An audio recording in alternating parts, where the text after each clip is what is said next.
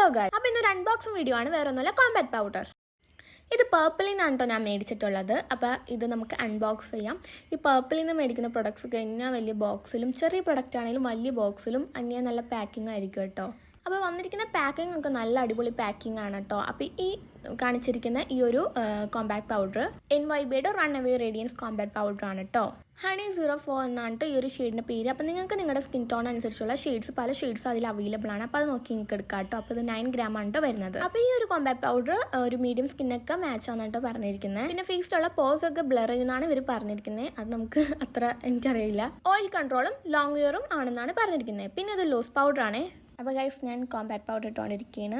പിന്നെ ഉണ്ടല്ലോ, എനിക്ക് ഈ ഒരു കോമ്പാക്ട് പൗഡറിൽ അത്ര ഇഷ്ടപ്പെടാത്ത എന്താണെന്ന് വെച്ചാൽ ഇത് ഭയങ്കര പൗഡർ എഫക്റ്റ് ആണ്. നമ്മൾ ഇടുമ്പോഴത്തേനും ഇങ്ങനെ പൊടി ഇങ്ങനെ പറന്നു വരുമെന്ന് പറയത്തില്ലേ, അതേപോലെയാണ് ഇരിക്കുന്നത്. ഗൈസ്, ഞാൻ ഇട്ടിട്ട് എങ്ങനെയുണ്ട്, സുന്ദരിയായോ? അപ്പോൾ ഗൈസ്, ഞാൻ പ്രൊഡക്റ്റിൻ്റെ ലിങ്ക് ഇവിടെ കൊടുത്തേക്കാം കേട്ടോ. അപ്പോൾ അത്രയേ ഉള്ളൂ, ബൈ.